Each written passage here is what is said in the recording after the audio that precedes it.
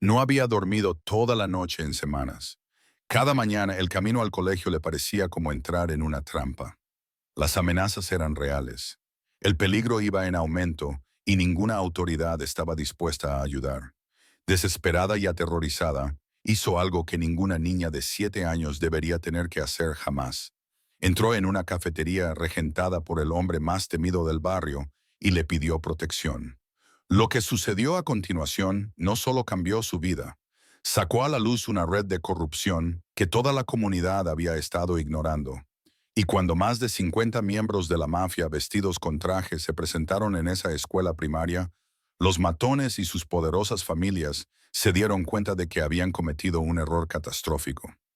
Antes de sumergirnos en la historia de Zoe, quiero saber desde dónde estás viendo esto. Escribe tu ciudad y tu país en los comentarios ahora mismo. Házmelo saber, porque esta historia sobre el coraje, la protección y los héroes inesperados es universal. Traspasa todas las fronteras. Y quiero ver hasta dónde llega hoy el mensaje de Zoe. Muy bien, volvamos al lugar donde todo comenzó. Zoe Edwards tenía 7 años, solo 7. Le encantaba dibujar unicornios, llevaba calcetines desparejados a propósito y soñaba con convertirse algún día en artista y pintar murales que hicieran sonreír a la gente. Vivía con su madre, Grace, en un modesto apartamento en un barrio donde el poder no lo tenían la policía ni los políticos, sino hombres con trajes caros que operaban desde las sombras. Grace trabajaba turnos dobles en el hospital, agotándose solo para mantener un techo sobre sus cabezas. El dinero siempre escaseaba, pero su hogar estaba lleno de amor. Cada mañana Grace ayudaba a Zoe a elegir sus coloridos conjuntos. Cada noche dibujaban juntas antes de acostarse. Las risas de Zoe llenaban aquel pequeño apartamento, pero lo que comenzó como burlas en el patio del colegio se convertiría en algo mucho más siniestro. Empezó siendo algo sin importancia. Al menos eso es lo que todos le dijeron a Grace cuando preguntó por primera vez al respecto. Marco Rinaldi y Dante Vitali eran dos niños de la clase de segundo grado de Zoe.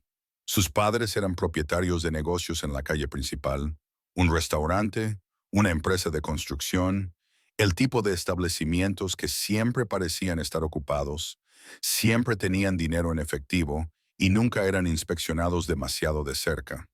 Los niños habían aprendido pronto que sus apellidos tenían peso, que las consecuencias eran para los hijos de otras personas.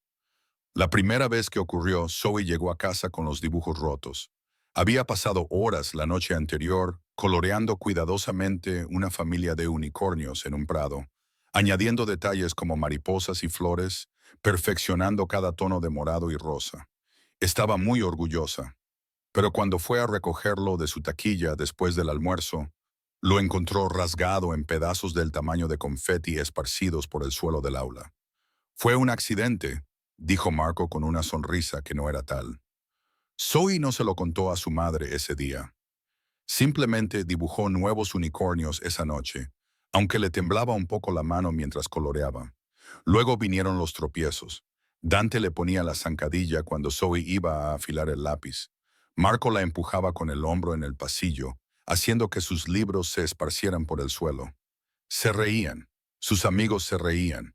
Y cuando Zoe miraba a la profesora, la señora Patterson convenientemente miraba hacia otro lado, de repente muy interesada en corregir exámenes u organizar su escritorio.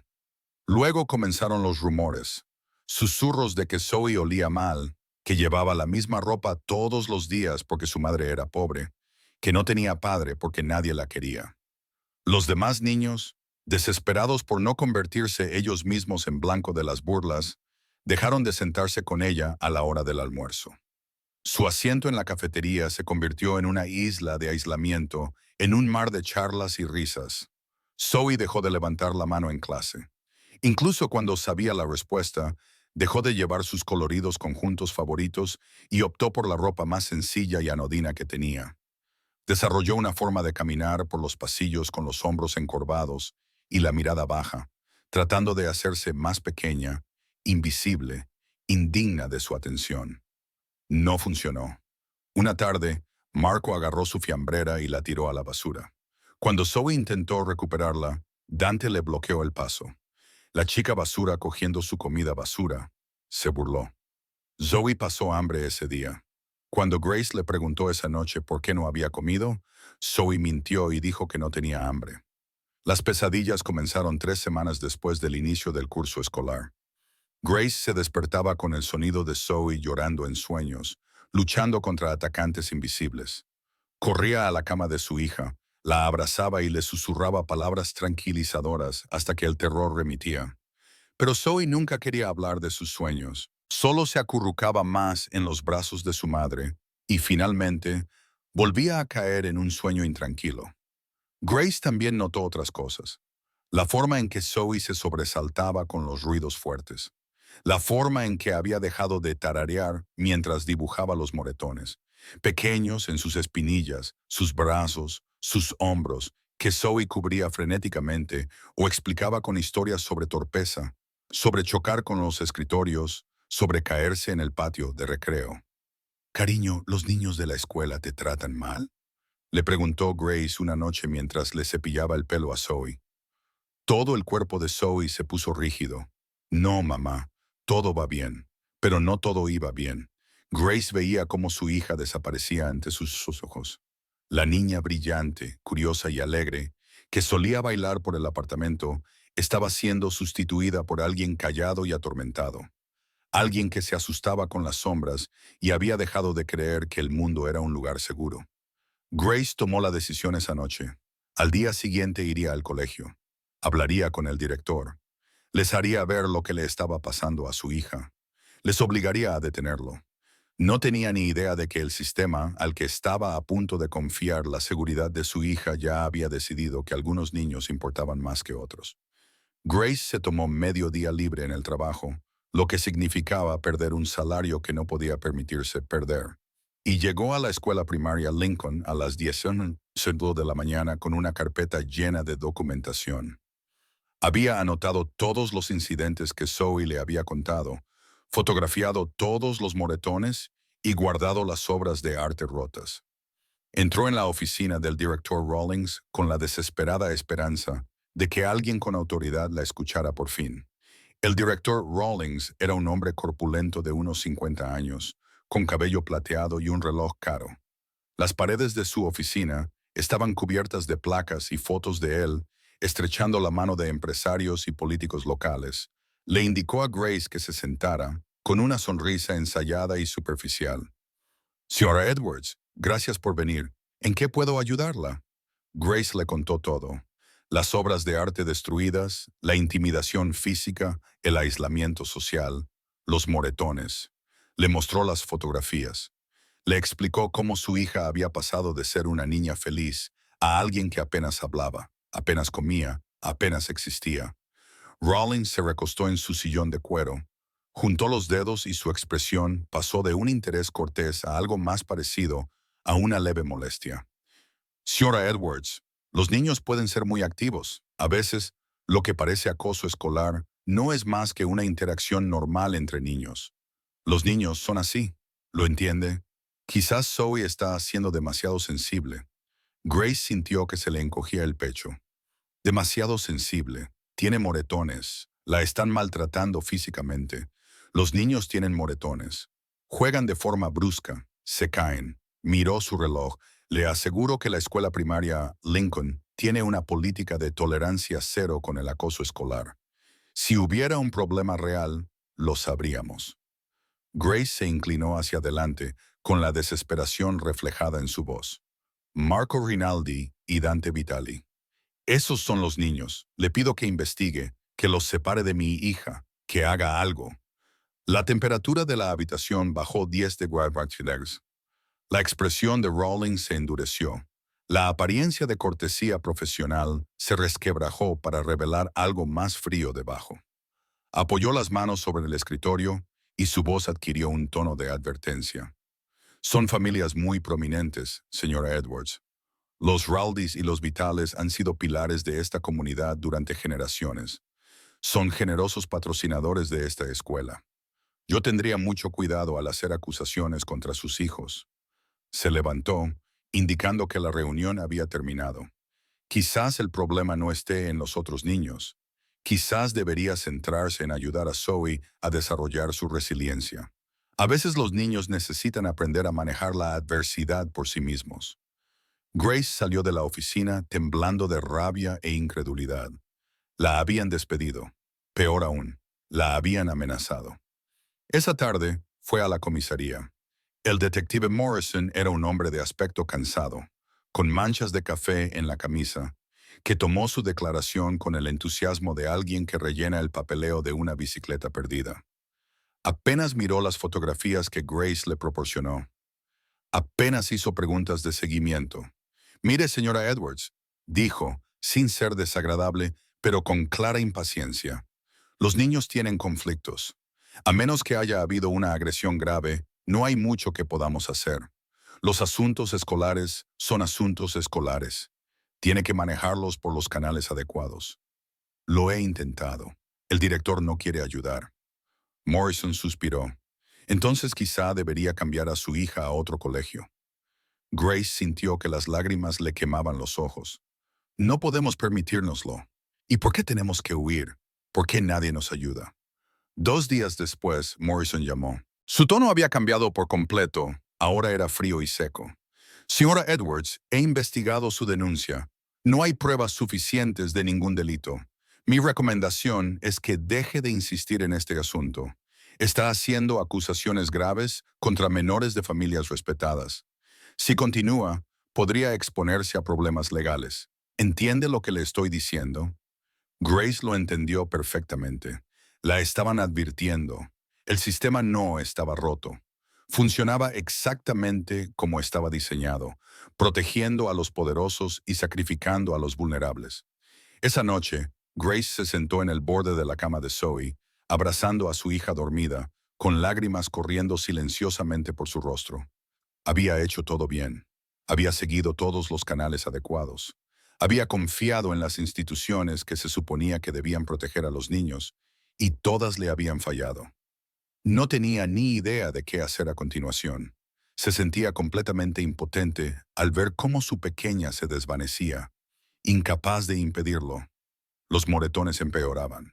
El miedo en los ojos de Zoe se hacía más profundo, y nadie con poder para ayudar parecía importarle. Grace abrazó a Zoe con más fuerza y susurró en la oscuridad. «Lo siento mucho, cariño. Lo siento mucho. No puedo protegerte». Pero alguien la estaba escuchando. Alguien que había estado observando. Alguien que entendía que, a veces, las únicas personas en las que se podía confiar eran aquellas a las que todo el mundo te decía que temieras. El Mercedes negro apareció un martes. Zoe lo notó enseguida porque desentonaba entre las furgonetas y los viejos sedanes que solían aparcar frente a la escuela primaria Lincoln. Estaba aparcado al otro lado de la calle, con las ventanillas tintadas y el motor en marcha. No le habría dado mucha importancia, pero cuando pasó junto a él con los rezagados que salían de la escuela, la ventanilla del conductor se bajó. Un adolescente de unos 16 o 17 años se asomó. Llevaba el pelo peinado hacia atrás y una cadena de oro que reflejaba el sol de la tarde. Su sonrisa le revolvió el estómago a Zoe. «Hola, pequeña, mochila morada. ¡Qué guapa eres!». Zoe aceleró el paso, con el corazón latiéndole con fuerza. Al día siguiente, él volvió a estar allí. Esta vez sacó su teléfono y lo apuntó hacia ella. El clic del obturador de la cámara la hizo detenerse en seco. «Sonríeme, cariño. ¿Dónde vives?» «Apuesto a que es cerca». Zoe corrió el resto del camino a casa, con la mochila rebotando contra su espalda y las lágrimas nublándole la vista. Irrumpió por la puerta del apartamento y se lanzó directamente a los brazos de su madre, con las palabras saliendo a borbotones entre sollozos entrecortados. A Grace se le heló la sangre cuando Zoe le describió el coche, al chico y los comentarios. Cuando Zoe mencionó que había oído a Marco llamarle Vincent un día después del colegio, las manos de Grace empezaron a temblar. Vincent Castello. Todo el mundo en el barrio conocía ese nombre, aunque fingieran lo contrario.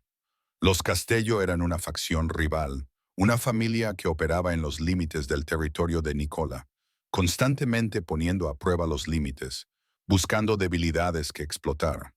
Y ahora uno de ellos tenía como objetivo a su hija de 7 años. Grace llamó inmediatamente al detective Morrison, con la voz aguda por el pánico. Hay un adolescente acosando a mi hija fuera de la escuela. Le está haciendo fotos. La ha seguido hasta casa. Se llama Vincent Castello. Hubo una larga pausa al otro lado de la línea. ¿Ha dicho Castello? Sí, Vincent Castello. Conduce un Mercedes negro y ha estado. La voz de la señora Edwards Morrison se había vuelto monótona, distante. Voy a interrumpirle. Los Castellos son importantes contribuyentes a este departamento. Patrocinan nuestros programas juveniles. Hacen donaciones al fondo benéfico de la policía. Lo que usted describe parece un malentendido. Grace sintió que el mundo se tambaleaba bajo sus pies. Un malentendido. Está fotografiando a mi hija. Está haciendo comentarios inapropiados a una niña de 7 años. ¿Tiene pruebas? ¿Ha tomado la matrícula? ¿Tiene testigos? Mi hija es la testigo. La palabra de una niña de 7 años no es una prueba, señora Edwards. Y, francamente, si yo fuera usted, dejaría de crear problemas. Ya ha presentado denuncias contra los chicos Raldi y Vitali. Ahora va a por un Castello. ¿Entiende lo que está haciendo? Son familias poderosas. Tienen abogados. Tienen contactos. Si sigue haciendo acusaciones, se va a meter en un buen lío. Así que no me va a ayudar. Le aconsejo que sea inteligente. Es la mejor ayuda que puedo ofrecerle. La línea se cortó. Grace se quedó en la cocina, con el teléfono aún pegado a la oreja, temblando por todo el cuerpo. Nunca se había sentido tan completamente sola. Le habían cerrado todas las puertas en las narices. Todas las autoridades en las que confiaba habían elegido proteger a hombres poderosos en lugar de proteger a su hija. Esa noche, después de acostar a Zoe, Grace se sentó en el suelo del baño y lloró. No eran lágrimas silenciosas, sino sollozos desgarradores y convulsivos que brotaban de la desesperanza más absoluta. Lloraba por la inocencia robada a su hija. Lloraba por su propia impotencia. Lloraba porque había fracasado en la tarea más importante, mantener a salvo a su bebé. Zoe lo oyó todo. Se quedó en el pasillo, en pijama, escuchando a su madre, la persona más fuerte que conocía, derrumbarse por completo.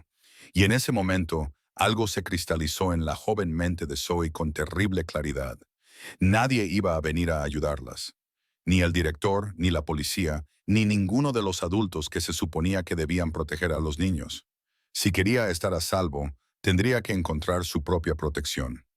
Pensó en la cafetería que estaba a 3 manzanas, la que tenía el toldo rojo. Café Buitorio. A veces pasaba por delante con su madre. Siempre había hombres allí, hombres de aspecto aterrador con tatuajes y trajes caros, que hablaban en voz baja y hacían que todos los demás les dieran un amplio margen. Pero Zoe recordó algo más. Una mañana tropezó en la acera justo delante de la cafetería y se raspó las rodillas. Antes de que su madre pudiera reaccionar, uno de los hombres, uno alto con tatuajes que le subían por el cuello y lágrimas tatuadas debajo de los ojos, se arrodilló, con una expresión sorprendentemente amable. ¿Estás bien, pequeña?, le preguntó con voz suave. Incluso le sonrió, una sonrisa auténtica que le llegaba a los ojos. Todo el mundo temía a esos hombres, lo que significaba que quizá, solo quizá, las personas que le hacían daño también les temían a ellos. Zoe tomó una decisión. Mañana por la mañana, antes de ir al colegio, iría al Café Buitorio y le pediría al hombre más aterrador del barrio que la acompañara al colegio.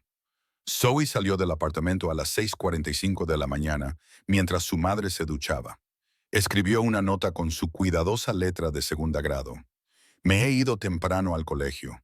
Te quiero, mamá. No mencionó a dónde iba realmente porque sabía que su madre la detendría. Las 3 manzanas hasta el Café Vittorio le parecieron 3 kilómetros. Su mochila morada parecía más pesada con cada paso. O tal vez era solo el peso de lo que estaba a punto de hacer lo que le oprimía los hombros. El aire de la mañana era fresco y la calle estaba casi vacía, salvo por unos pocos madrugadores y propietarios de tiendas que subían las persianas. Cuando llegó al café, con su toldo rojo y sus letras doradas, Zoe se detuvo frente a la ventana. A través del cristal podía verlos. Hombres con trajes oscuros y chaquetas de cuero, algunos con tatuajes visibles, todos con ese aire peligroso que hacía que la gente normal cruzara al otro lado de la calle. Bebían café expreso, leían el periódico, hablaban en voz baja y, en la mesa de la esquina, debajo de un cuadro de la costa italiana, estaba sentado el hombre al que había venido a ver, Nicola Reva. Incluso sentado, dominaba el espacio. Llevaba un traje gris carbón que probablemente costaba más que 3 meses de alquiler de su madre. Los tatuajes se le escapaban por el cuello de la camisa. Podía ver los bordes de intrincados diseños en su cuello. Su cabello oscuro estaba perfectamente peinado y había una dureza en sus rasgos que delataba a un hombre que había visto y hecho cosas que los niños no deberían saber. Frente a él se sentaba otro hombre más joven, con una cicatriz que le dividía la ceja izquierda. Ese debía de ser Luca, su segundo al mando. Había oído a la gente susurrar ese nombre. A Zoe le temblaba la mano mientras alcanzaba el pomo de la puerta. En cuanto la abrió, sonó una pequeña campana y todas las conversaciones del café se acallaron al instante. Todas las miradas se volvieron hacia ella. Una niña de 7 años con una chaqueta morada y zapatillas luminosas, de pie en la puerta de un lugar donde los niños no tenían cabida alguna. El camarero se quedó paralizado mientras servía. Dos hombres que jugaban a las cartas se detuvieron con las manos suspendidas sobre la mesa. Incluso las máquinas de café expreso parecían haberse callado. El corazón de Zoe latía tan fuerte que podía oírlo en sus oídos, pero había llegado demasiado lejos como para dar marcha atrás. Avanzó, con sus zapatillas luminosas parpadeando a cada paso, abriéndose camino a través del silencio atónito. Se dirigió directamente a la mesa de Nicola Reva. De cerca, era aún más intimidante. Tenía los ojos oscuros, evaluadores, de esos que lo ven todo y no olvidan nada. Había bajado el periódico y la observaba con una expresión que ella no podía descifrar. Lucas se había movido en su asiento, alerta, protegiendo a su jefe, incluso de una niña. «Disculpe, señor Eva», dijo Zoe, con voz baja pero firme. Lo había ensayado mentalmente cientos de veces durante el trayecto. «Necesito hablar con usted». Nicola intercambió una breve mirada con Luca y luego señaló la silla vacía de su mesa. «Siéntate». Zoe se subió a la silla con los pies sin llegar al suelo. Ahora que estaba allí, ahora que se encontraba frente a él, las palabras se le atascaron en la garganta. Luchando por contener las lágrimas, se obligó a hablar. «Hay chicos malos en mi colegio, Marco y Dante. Me hacen daño todos los días. Rompen mis dibujos, me empujan y me dicen cosas desagradables, y nadie los detiene». Su voz se quebró, pero siguió adelante. «Y ahora hay un chico mayor que da miedo, Vincent.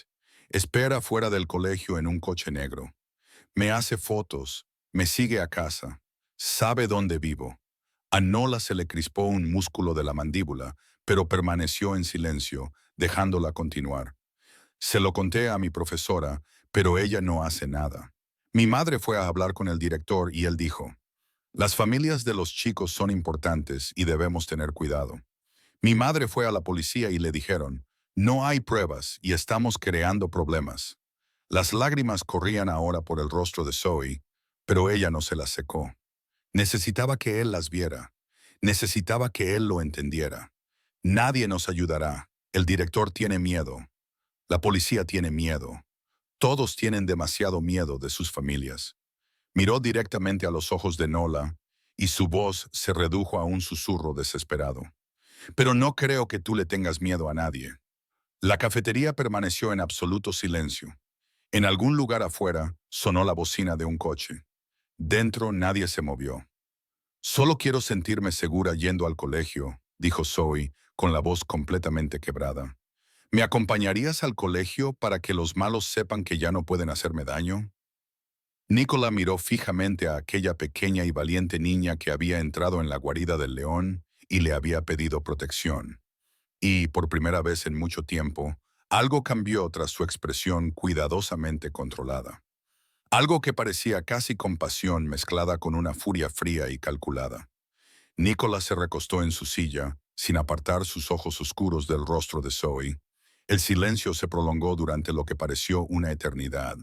Entonces habló con una voz sorprendentemente suave. ¿Cómo te llamas? Zoe. Zoe Edwards. ¿Y a qué colegio vas, Zoe? Al colegio Lincoln, en la calle Maple. Nicola la sintió lentamente. Entonces su voz se endureció ligeramente. Repíteme los nombres de todos los que te han estado haciendo daño. Zoe respiró temblorosamente. Marco Raldi y Dante Vitali. Son de mi clase. Y Vincent Castello, el que tiene el Mercedes negro. La reacción fue inmediata. Luca levantó la cabeza de golpe y abrió mucho los ojos. Se inclinó hacia adelante, con voz urgente, pero controlada. El jefe Raldi y Vitali. Son los hijos de Tony Raldi y Salvatali. Ambos nos deben dinero. Llevan 2 meses retrasándose en los pagos.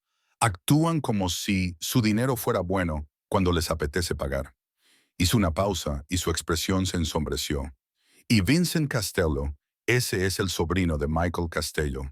Los Castello han estado invadiendo nuestro territorio, poniendo a prueba los límites, viendo hasta dónde pueden llegar. Nicola apretó la mandíbula de forma casi imperceptible. Sus dedos tamborileaban sobre la mesa, un gesto que hizo que varios hombres en la cafetería se enderezaran inconscientemente en sus asientos. Pero cuando volvió a mirar a Zoe, su voz seguía siendo tranquila. Tu director. ¿Cómo se llama? El señor Rawlings y el detective de policía, el detective Morrison, es con quien habló mi madre.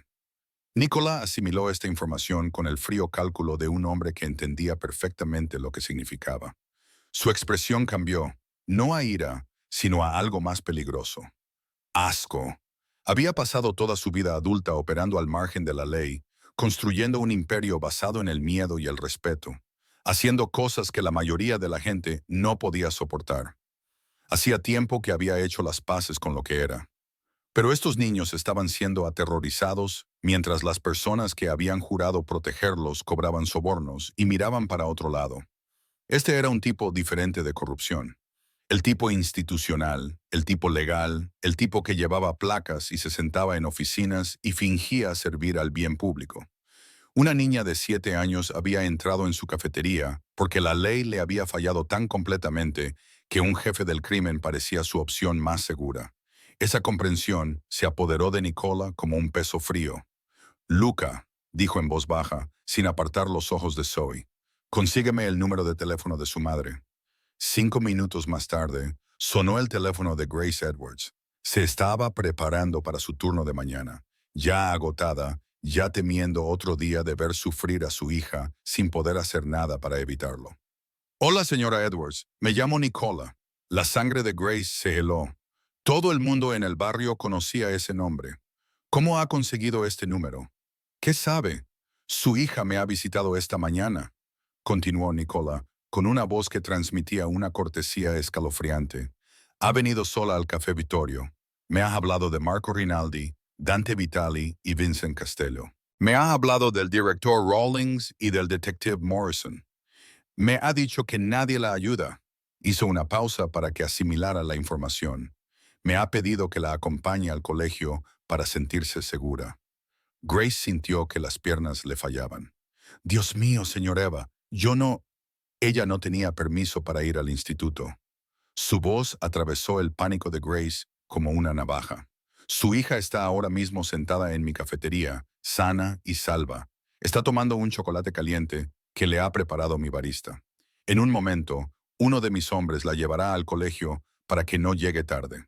Pero quiero que entienda algo muy claramente. Grace apretó el teléfono con más fuerza, con el corazón latiéndole con fuerza. Su hija pidió protección y la tendrá. Mañana por la mañana, yo personalmente la acompañaré al colegio. No uno de mis hombres, yo. Y me aseguraré de que todos, los acosadores, sus familias, el director, la policía, todos los que le fallaron a esta niña, entiendan lo que sucede cuando se hace daño a los niños, mientras los adultos que deberían protegerlos miran para otro lado. Señor Eva, no quiero problemas. No me lo puedo permitir. No se lo puede permitir. La voz de Nola tenía ahora un tono peligroso. Señora Edwards, usted acudió a mí porque no le quedaba otra opción. Su hija acudió a mí porque las instituciones en las que confiaba la abandonaron. No habrá ningún cargo. No habrá ninguna deuda. Esto no es un negocio. Hizo una pausa y cuando volvió a hablar, su voz transmitía una convicción absoluta. Se trata de una cuestión de principios. Mañana a las 7 coles traiga a Zoe al Café Vittorio.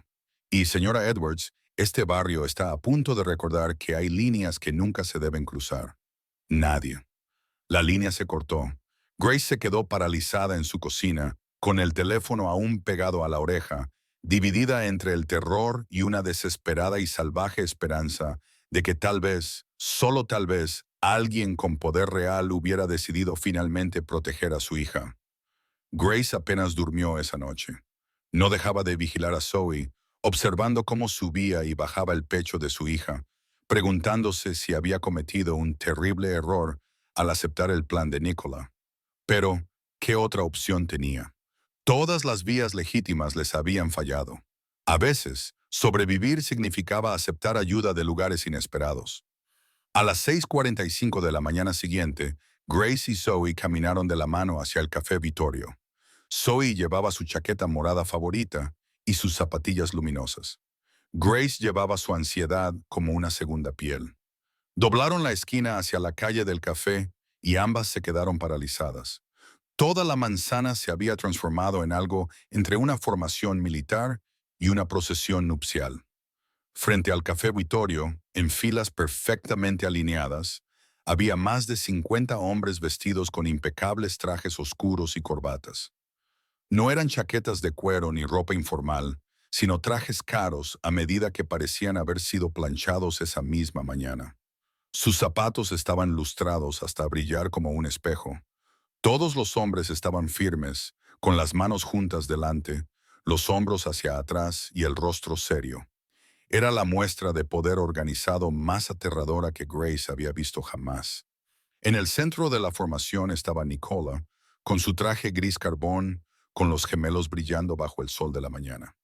A su lado estaba Luca, y junto a Luca había hombres cuyos nombres Grace había oído susurrar con tono asustado en la tienda de comestibles, en la lavandería, en conversaciones en voz baja entre vecinos.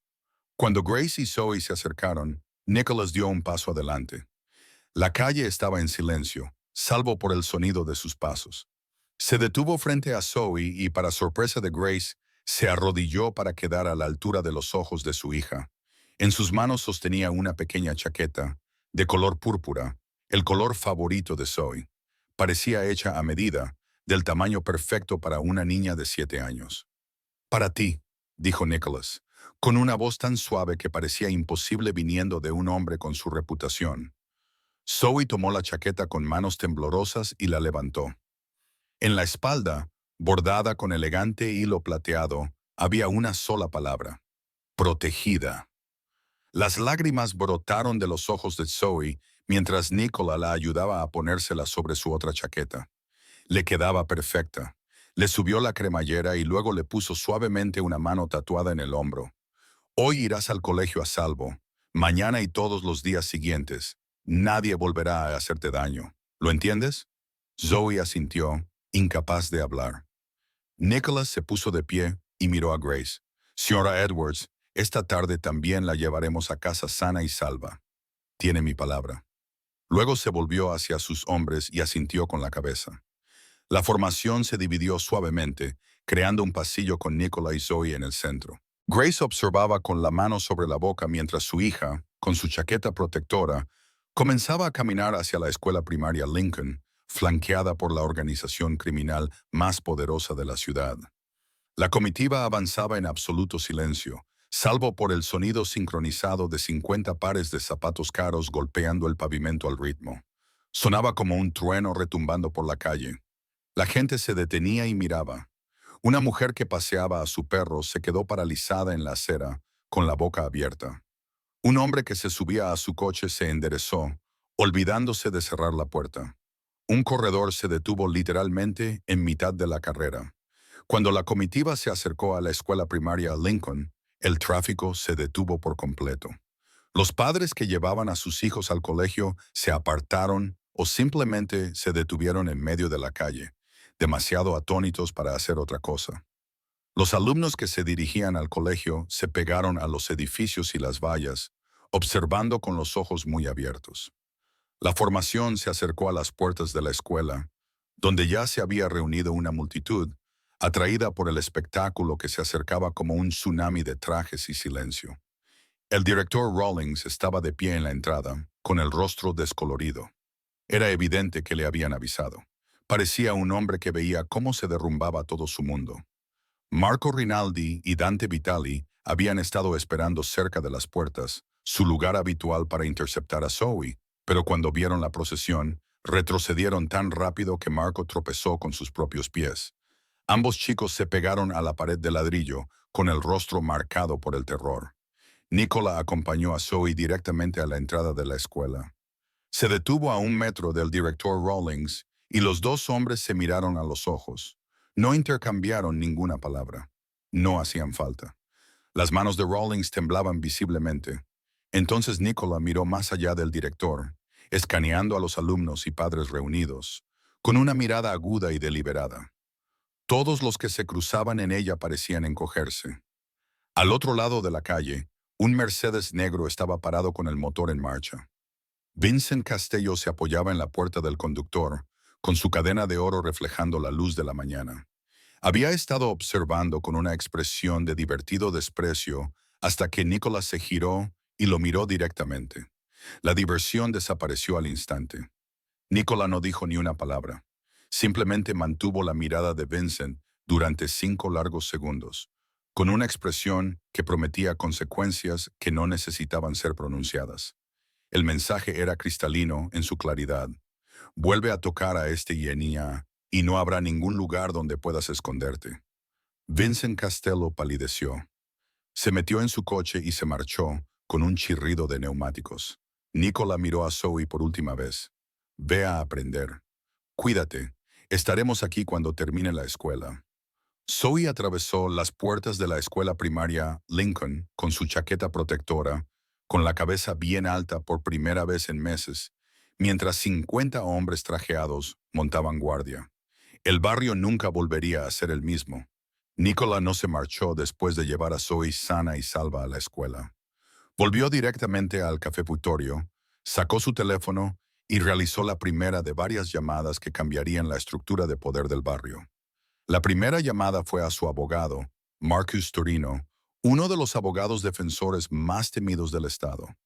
Marcus, necesito que investigues al director David Rawlings de la escuela primaria Lincoln.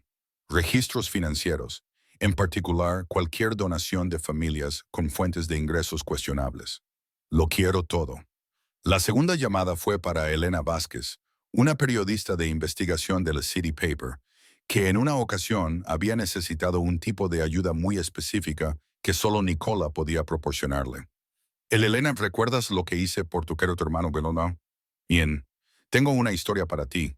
Corrupción institucional, complicidad policial y una niña de 7 años que tuvo que pedir protección a un jefe mafioso porque el sistema le falló. La tercera llamada fue a alguien con acceso a la División de Asuntos Internos del Departamento de Policía. Necesito los expedientes del detective Morrison, todos los casos que ha archivado, todos los sobornos que ha aceptado, todas las familias poderosas a las que ha protegido, y lo necesito limpio. Nada que pueda relacionarse conmigo. Las fichas de dominó comenzaron a caer a una velocidad devastadora. En menos de 24 horas, Vincent Castello fue detenido en un control de tráfico rutinario que reveló una orden de arresto pendiente por cargos no relacionados. Cargos que se habían acelerado misteriosamente. Fue arrestado y retenido sin fianza. Los intentos de su tío Michael por intervenir se encontraron de repente con obstáculos burocráticos que antes no existían. Vincent pasaría los siguientes 6 meses en un centro de detención juvenil, con los fiscales prometiendo más cargos si se volvía a acercar a Zoe Edwards. Tony Raldi y Salvatali recibieron visitas en sus negocios de hombres con trajes caros que hablaban muy bajo pero con mucha claridad. La conversación no era una amenaza. Nicola era demasiado inteligente para eso. Era una aclaración de la realidad. Esa misma tarde, ambas familias retiraron a Marco y Dante de la escuela primaria Lincoln y los matricularon en colegios privados de la ciudad. Ambos padres emitieron disculpas públicas a la familia Edwards, con voces tensas por la humillación y el miedo. 72 horas después de la escolta de Zoe, el director Rawlings llegó a su oficina y se encontró con investigadores federales esperándolo. Una denuncia anónima había revelado irregularidades financieras, concretamente donaciones no declaradas de familias con conexiones criminales conocidas a cambio de un trato preferencial y una ceguera deliberada ante el acoso escolar. Rawlings dimitió ese mismo día. Su sustituto fue un antiguo director de un colegio del centro de la ciudad, conocido por su reputación de proteger realmente a los estudiantes. La reasignación del detective Morrison llevó un poco más de tiempo. El departamento de policía actuó con lentitud, pero la noticia de portada de Elena Vázquez sobre la corrupción institucional y un niño abandonado por el sistema creó una presión que ni siquiera los protectores de Morrison pudieron soportar. Asuntos Internos recibió un expediente completo que documentaba años de investigaciones ocultas y aplicación selectiva de la ley. Morrison fue trasladado a un trabajo de oficina, procesando multas de aparcamiento en una comisaría a 80 kilómetros de distancia. Nunca volvería a llevar una placa en la calle. Pero la transformación más poderosa no se produjo en las detenciones, las dimisiones o las humillaciones públicas. Se produjo en la propia Zoe. 2 semanas después de la escolta, la nueva directora, la señora Chun, invitó a Zoe a hablar en una asamblea escolar. Grace se mostró indecisa, protectora, pero Zoe insistió. Tenía algo que decir. El auditorio estaba abarrotado. Estudiantes, profesores, padres y al fondo, de pie contra la pared con su traje gris oscuro, estaba Nicola. Lucas estaba a su lado. Nadie los había invitado. Nadie se atrevió a pedirles que se marcharan. Zoe se acercó al micrófono con su chaqueta protectora morada. Seguía siendo pequeña, seguía teniendo 7 años, pero algo fundamental había cambiado. Ya no se encerraba en sí misma. Se mantenía erguida. Me llamo Zoe Edwards, comenzó, con voz clara y firme, y estaba siendo acosada. Todos los días tenía miedo. Se lo conté a los adultos y no me ayudaron. Dijeron que era demasiado sensible. Dijeron que las familias de los acosadores eran demasiado importantes. Me hicieron sentir que yo no importaba. El auditorio se quedó en silencio, así que hice algo valiente. Pedí ayuda a alguien. Todos decían que daba miedo. ¿Y saben qué? Él me escuchó, me protegió, hizo que las personas malas se fueran. Hizo una pausa y miró su chaqueta. Se supone que los adultos deben proteger a los niños.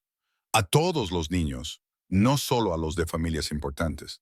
Si yo puedo ser lo suficientemente valiente como para pedir ayuda, entonces todos ustedes pueden ser lo suficientemente valientes como para alzar la voz cuando algo va mal.